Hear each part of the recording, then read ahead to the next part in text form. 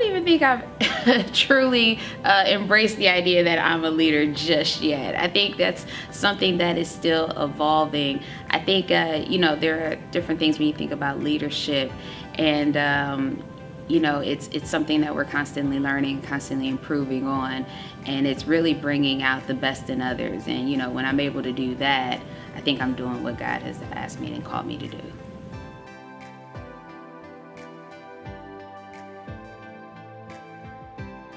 I mean, I think it's one of those things where I was constantly affirmed by my mom. And so, you know, growing up, it was never there are limits. It was always there are opportunities and your ability to do things are limitless. And she never really put any restrictions on us trying anything or, you know, me wanting to do anything. She really set me up for success. And so I think, you know, I wasn't the average child. I was involved in a lot of activities. I did a lot of things, played, you know, several different sports, and I think all of that is can be attributed to what I am today.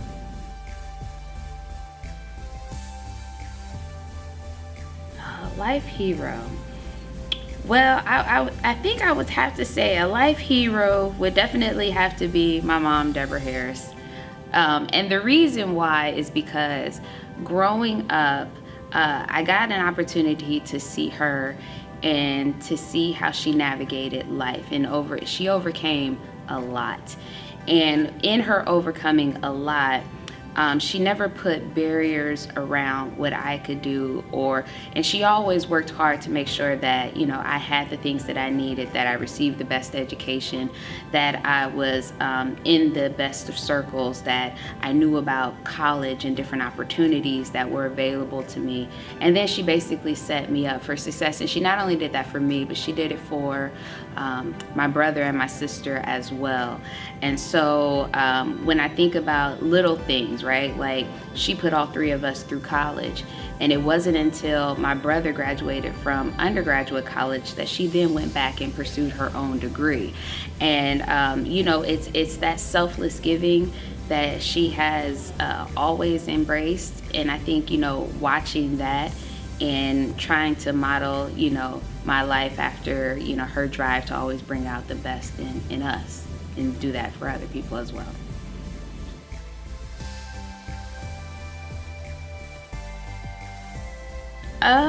Favorite hobby? I got a bunch of things that I just randomly do. So this past weekend, you know, we went indoor skydiving. I'm ready to do like the real thing now. That was actually pretty fun. I like shopping. I like mix and matching clothes, and I like going to the movies. Since the pandemic, you know, it's kind of limited what we can do outdoors. So we started this thing called Black Movie Fridays, where we identify a new Black movie and we watch it every Friday. You know, bonfires. You know, it's the COVID and this pandemic has really shifted a lot of our priorities, my priorities, and the things that I like to do. You know, I would say going out and eating at restaurants, but now it's DoorDash. And then, you know, connecting with friends via Zoom, because we can't really do that in person unless, you know, we're practicing all the CDC guidelines and recommendations. But yeah, so I mean, I'm kind of like an adventurous person. I like to try new things. I love to travel, you know, random new places that, you know, we never even heard of. I like to go and sightseeing and different things. You know, you know, we only got one life, so I'm all about YOLO. Let's live it to the fullest, and let's, you know, explore as much as we can.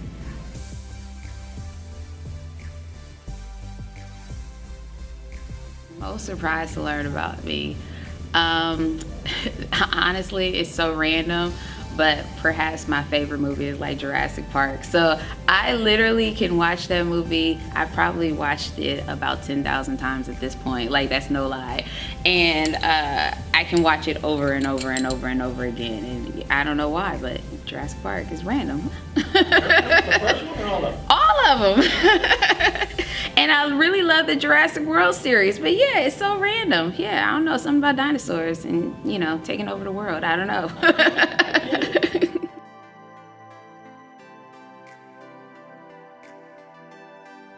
my childhood best friend, and she actually is still my best friend to this very day.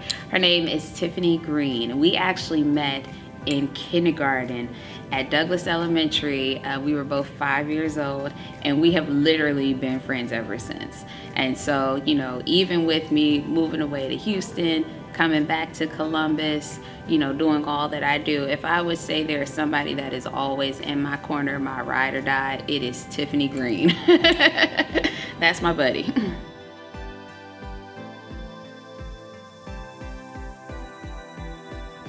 Favorite form of artistry? You know, it depends on the mood that I'm in, right? Because I like theater, I like going to a play, but I sing in a choir, so I enjoy that. Now I'm not the lead vocalist, but I will get in the background and hit some notes. So singing, choir music.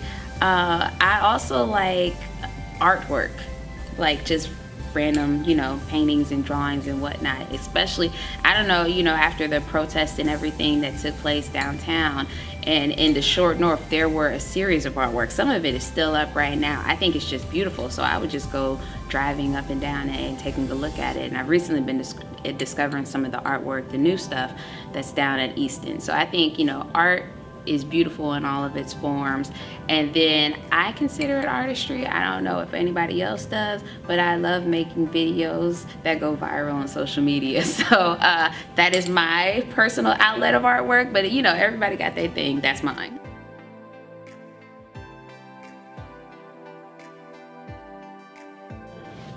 Favorite dessert?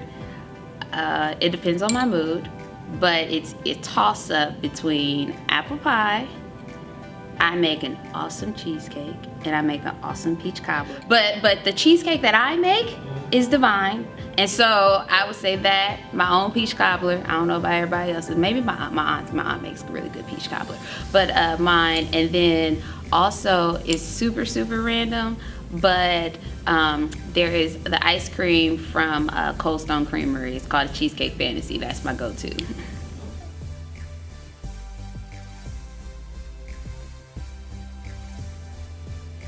Favorite quote? Oh gosh, there are so many. Let me go to Benjamin E. Mays. First off, he was the mentor of Dr. Martin Luther King. He was also the president of Morehouse College for so long, and he's just a phenomenal academic. So if I would say one of my favorite quotes from him, there's several. There's one that begins with the tragedy of life, but not that one this go round. It goes like, I only have a minute, there are 60 seconds in it. Forced upon me, can't refuse it, did not seek it, nor did I choose it, but it's up to me to use it.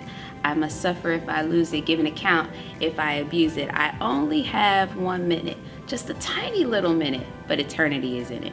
That is my favorite quote because it always reminds us to maximize each and every minute that we have here on life.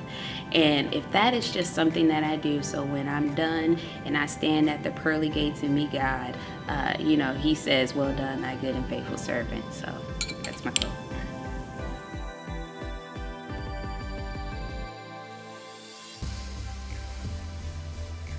My life mantra. There are several. We're always going to scripture. I can quote, you know, many in the Bible, but I think it would be, again, every man and woman is born into this world to do something unique and something different, and if he or she doesn't do it, it will never be done.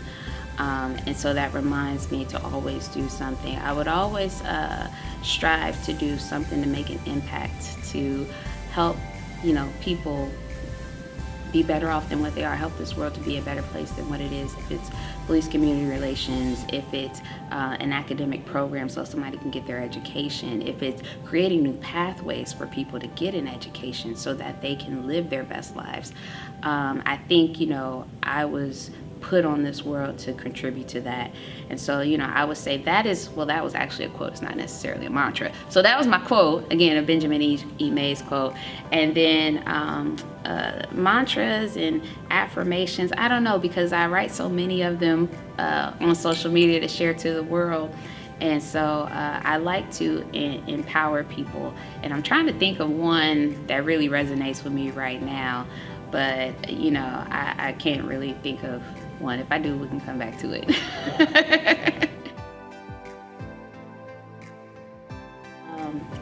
15-year-old Chenelle, don't sweat the small stuff. You got a bright future ahead of you. Several years from now, you probably moved out of Columbus. You will explore life in Houston. You realize that wasn't the life for you. You would have came back. Who would have thought where you were your sophomore year in high school at 15 years old, you eventually go on to become a doctor, a Ph.D., and really do a lot of work on police community relations. Probably don't know that, but you would go on to do that. I would tell myself, continue to trust yourself, trust your gut, and never let anybody put any barriers or obstacles in your way, because you overcome them and defy them with ease. And be mindful of your circle and your close friends.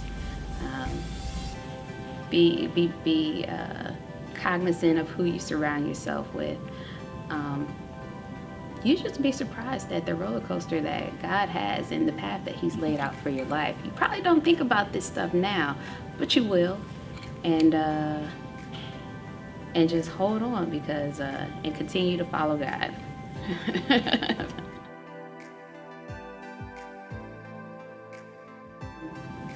Dr. Chenelle Jones, and I have no kids, but I'm living my best life. And my mother is Deborah Harris. Her husband is John Shanklin. So my mom is actually Deborah Shanklin now. She got married, so let me correct that. My sister is Siobhan Harris. My brother is Winfield Harris. I live in Columbus, Ohio, actually closer to Gahanna. And I do a lot of things. So I am the Assistant Dean of Community Engagement at Franklin University. And with that, I oversee two centers, the Center for Public Safety and Cybersecurity Education, and then I also have a global center for healthcare education. So this is our cyber lab. So what we do is we trace actual cyber attacks, usually when the monitors and everything is on. We do some pretty cool stuff here. And so that's part of what I do. And then also oversee four different academic programs: criminal justice administration, emergency management and homeland security, as well as our public safety management and leadership program. And that's at the undergraduate and graduate level. I do a lot of work around police community relations, and particularly working to improve police community relations, reducing that social distance between officers and communities, especially that with young people. And I'm the National Director of Research for a program called the Teen and Police Service Academy, affectionately known as TAPS. So what we do is pair kids with police officers in an attempt to improve those police community relationships. And the officers serve as mentors to the kids. So I do a lot of work around that. Serve on a lot of boards and committees, create Columbus Commission, the Grant Hospital Board. I also serve on the Impact and Inclusion Board for Columbus Young Professionals, and that's a lot to name right now. I can't think of some of the other ones. I was on the Safety Advisory Commission for the City of Columbus, where we put together several recommendations in order to improve policing here in Columbus. And then I also served on the Franklin Juvenile Detention Assessment Committee. So I went inside the juvenile detention centers, evaluated them, and made some recommendations for how we can better provide services to kids that are incarcerated or confined in locked facilities. So I do a lot of work on improving the justice system, making solid, academically sound, evidence-based best practices for improving the criminal justice system. Most of my research centers on issues of race and crime. And so I look at disproportionate minority contact, I look at disparities, I look at the causes of those, and then make recommendations for improvement. There are a lot of issues, as we know, that are long-standing within the justice system. And as we begin to uncover and unravel them, it is very important and critical that academics such as myself is at the table to make these recommendations, so they're just not fly-by-night recommendations. So that's what I do on a regular basis. I'm very analytical, very driven, but also very relatable. So, I have the ability to explain things to people in a way that they can understand and break down so that it makes common sense. I think that's a skill that I have. So those are some of the things that I do. A lot of the work that I do, I have a book out, Critical Analysis of Race in the Administration of Justice, where again, I unpacked issues of race in the criminal justice system. And then one of my most recent studies was on Black women who are incarcerated. And so specifically what I did for that study is look at Black women who are incarcerated and how their maternal rights were taken away. And that actually won me a book award, because a lot of people don't study or don't look into the specific issues that impact Black women who are incarcerated. So, we often talk about them as being invisible. They're locked away, they're pushed, but they're really somebody. They're mothers, they're parents, they're wives. And so, I do a lot to highlight their stories and make them, bring back their visibility, I guess you can say.